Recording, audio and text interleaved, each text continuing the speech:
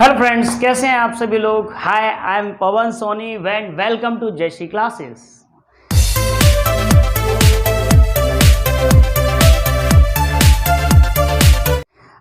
Hope so आप अच्छे होंगे, स्वस्थ होंगे, सुरक्षित होंगे, जहां भी हो बहुत मस्त फर्स्ट क्लास होंगे। चलिए ठीक है, स्टार्ट करते हैं। आज का एक नया सेशन स्टार्ट करने जा रहा हूं मैं, बायोलॉजी का चैप्टर फर्स्ट, क्लास 10th की बायो स्टार्ट कर रहा हूं। ये सीरीज चलती रहेगी सीक्वेंस बाय सीक्वेंस, तो डेली बाय डेली मेरे वीडियोस देखते रहिए, क्योंकि मैंने फिजिक्स की भी एक सीरीज चला रखी है जिसमें फिजिक्स की सारी क्लासेस हैं, केमिस्ट्री की भी चला रखी है, 10th की, बायो की भी चला रखी है सिंपल सी। इसी तरह मैं 9th की भी तीनों सीरीज चला रहा हूं और मैथ्स में भी आपको एक सीक्वेंस दे रहा हूं। तो चलिए स्टार्ट करते हैं। पहला चैप्टर बायो का, लाइफ प्रोसेस। लाइफ प्रोसेस क्या है? लाइफ प्रोसेस की बात करके चलें तो सिंपल सी एक डेफिनेशन बेस में कह सकता हूं, the basic function performed by the living organism to survive there on the earth surface is called life process. मतलब हर लिविंग ऑर्गेनिज्म, चाहे वो प्लांट हो, एनिमल हो, ह्यूमन बीइंग हो, इंसेक्ट्स हो, माइक्रो ऑर्गेनिज्म हो, कुछ भी हो जो जिंदा है, सिंपल सी बात समझिए, उनको इस अर्थ सरफेस पर सर्वाइव करने के लिए कुछ फंक्शंस करने पड़ते हैं, उसे हम बोलते हैं लाइफ प्रोसेस। जैसे आप ये देख सकते हैं, ये है लाइफ प्रोसेस का फर्स्ट। ये चार्ट वाइज समझिए लाइफ प्रोसेस में कौन कौन से पार्टिसिपेट, यानी कौन कौन से ऐसे फंक्शंस हैं जो वो करती है, जिसमें सबसे पहले आता है न्यूट्रिशन, फिर रेस्पिरेशन, फिर transportation, excretion, control, growth, coordination, reproduction and movement. ये सारे की सारे वो बेसिक फंक्शन है जो कोई भी एक लिविंग ऑर्गेनिज्म अपने आप को इस अर्थ पर जीवित रहने के लिए, सर्वाइव करने के लिए करता है। और नहीं कर पाएगा तो पर कोई दिक्कत थोड़ी नहीं है, डायनासोर की तरह अपनी भी एक प्रजाति में हिस्ट्री में नाम लिख जाएगा और कुछ नहीं है। या तो ये फंक्शन करेंगे वरना डायनासोर बनेंगे, है ना। चलिए आगे चलते हैं, अब वन बाय वन इन सबको एक्सप्लेन करते हैं, ठीक है।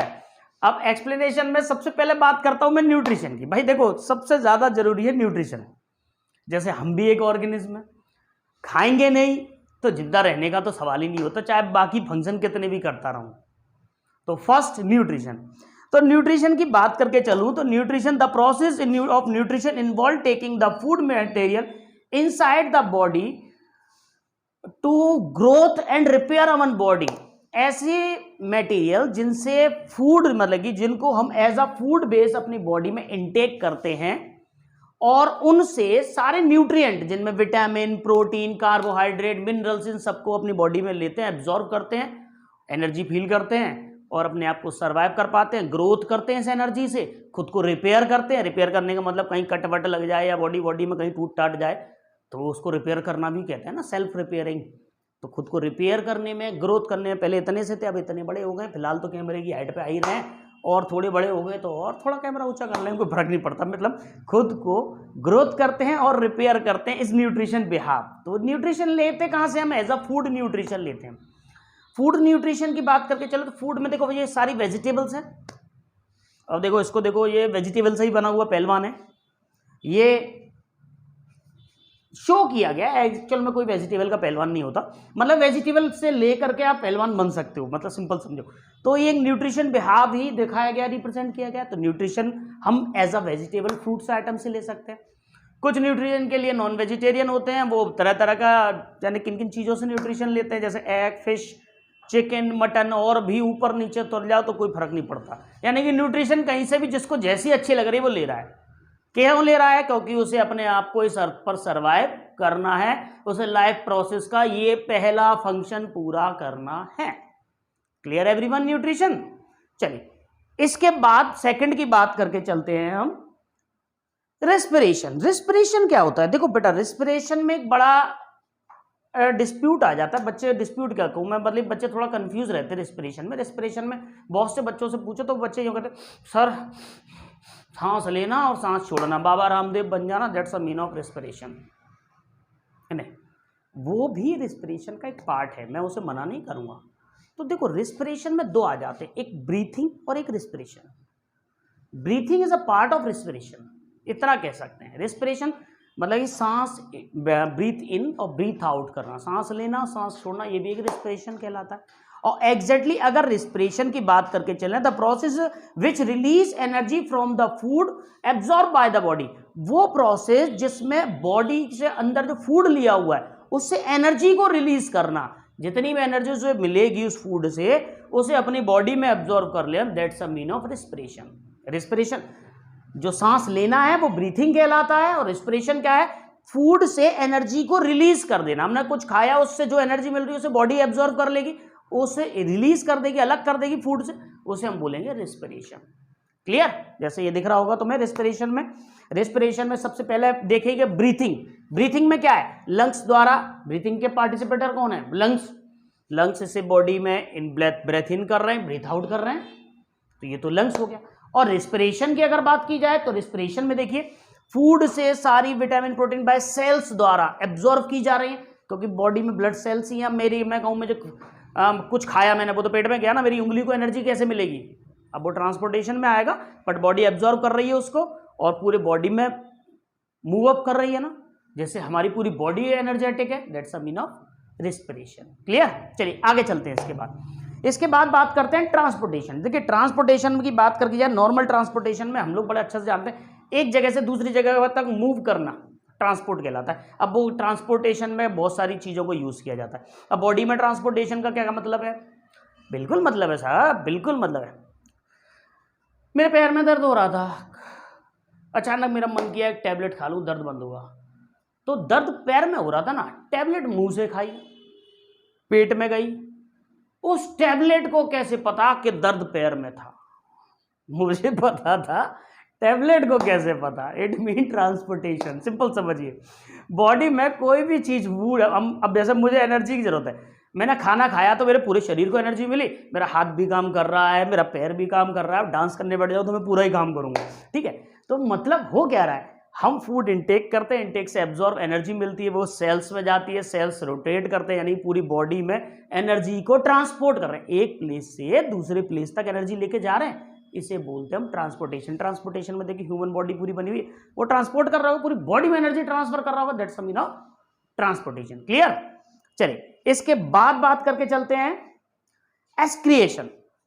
देखिए बहुत जरूरी काम, सुबह का सबसे पहला काम यही होता है, समझ रहे होंगे आप, शब्दों पे जाओ, भावनाएं मत समझा करो, ठीक है। सबसे पहला काम मतलब नॉर्मली समझ के चलिए, हम जो फूड लेते हैं तो फूड से सारी एनर्जी निकल गई, सब कुछ निकल गया, विटामिन प्रोटीन सब कुछ निकल गया, फूड बर्न हो गया, खत्म हो गया, अब वेस्टेज तो बचेगा ना फूड का, तो उस वेस्टेज को बॉडी से रिमूव कर देना, पेट साफ कर देना, बॉडी से रिमूव कर देना, इट मीन एक्सक्रिएशन। एक्सक्रिएशन में दो भी होता है, एक बाय यूरिनल बेस्ड भी होता है, बाय एनस बेस्ड भी होता है, तो ये होता है एक्सक्रिएशन। क्लियर? चल उसके बाद आगे चलते हैं, एक्सक्रिएशन के बाद इसके बाद बात करते हैं नेक्स्ट कंट्रोल एंड कोऑर्डिनेशन। देखिए कंट्रोल और कोऑर्डिनेशन की बात करके चला तो कंट्रोल से तो क्लियरली मुझे यह समझ में आ रहा है कि खुद को कंट्रोल करना, और कोऑर्डिनेशन का दो मतलब हो गए, एक एक्सटर्नल कोऑर्डिनेशन और एक इंटरनल कोऑर्डिनेशन। कोऑर्डिनेशन का मतलब मैं एक दूसरे के साथ कैसा व्यवहार संबंध रखता हूं, मैं किसी के साथ कोऑर्डिनेट करूंगा तो आज कोई मेरे साथ भी करेगा, सिंपल सी बात है। माहौल भी कुछ ऐसा इत्तेफाक से, कोविड वाले ना बहुत चीज सिखा दी, कोविड ने बेटा दूसरे के साथ सहयोग करोगे तो दूसरा तुम्हारे साथ खड़ा है, वरना आज की दुनिया में अपन अपने के साथ नहीं आता है ना। सिंपल सी समझिए, कोऑर्डिनेशन करना सीखिए, आज दूसरों की मदद कीजिए, कल दूसरे आपकी मदद के लिए तैयार रहेंगे। घर में छुप के बैठोगे अच्छा रहेगा, पर वो भी ठीक है, ऐसी बात नहीं, घर में बैठना भी अपने आप में कोऑर्डिनेशन करना है। पता पड़ा कोविड पॉजिटिव ही आप थे और आप बाहर घूम रहे हो मदद करते करते, तो ऐसी मदद करे आए जिसका उम्मीद भी नहीं थी। चलिए उसे छोड़िए, कोऑर्डिनेशन को समझिए। अब मेरा हर्ट है, वो कह रहा है मैं दिन रात मेहनत करता हूं, बाकी सब लोग रेस्ट पे चले जाते हैं, मैं तो, मुझे कौन कोऑर्डिनेट करेगा। तो हार्ट को लंग कर रहा है, लंग्स को इंटेस्टाइन कर रहे हैं, आंतड़ी फेफड़े कर रहे हैं, खाना खा रहा हूं, माउथ द्वारा जा रहा है, फूड पाइप द्वारा जा रहा है, स्टमक में जा रहा है, वो फूड पाइप को स्टमक कोऑर्डिनेट कर रहा है, स्टमक के बाद वो स्मॉल इंटेस्टाइन में जा रहा है, फिर लार्ज इंटेस्टाइन में जा रहा है, सब एक दूसरे के साथ कोऑर्डिनेट कर रहे हैं। बॉडी के parts, body each of the body parts coordinate, contribute each other, that's a mean of coordination, internal coordination, ये बॉडी का कोऑर्डिनेशन कहलाता है। अब मेरा एक पैर, चलने के लिए मेरा एक पैर अगर आगे बढ़ेगा तो दूसरा उसको कोऑर्डिनेट करेगा, वो भी आगे बढ़ेगा, तो ये क्या होता है, कोऑर्डिनेशन। क्लियर?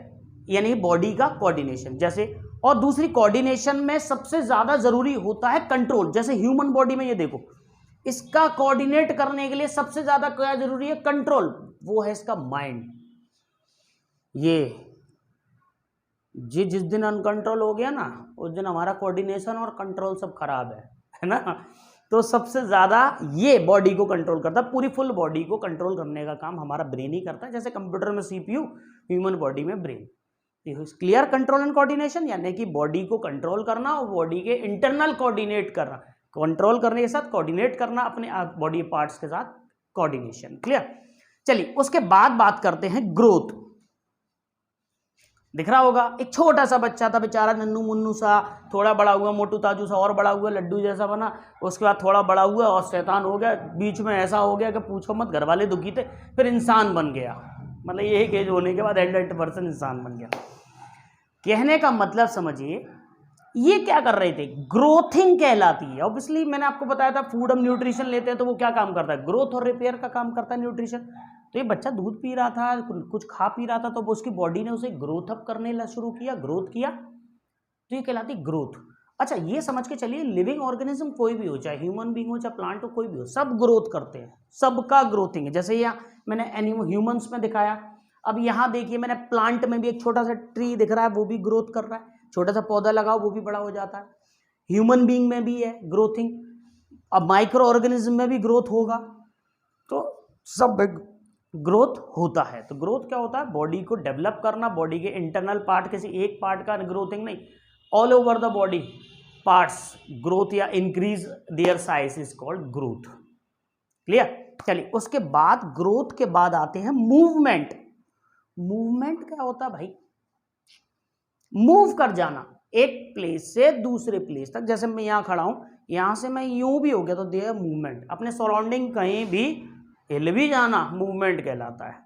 तो मूवमेंट में क्या होता है कि ह्यूमन बॉडी, ऑब्वियसली जिंदगी भर एक जगह खड़े नहीं रह सकते हम लोग, एक पेड़ की तरह रात में भी सोने बैठ जाओ, अगर एक करवट सो गए तो ये हाथ सुन रह जाता है, हमें रात में भी करवट सोते वक्त भी लेनी पड़ जाती है, मूवमेंट।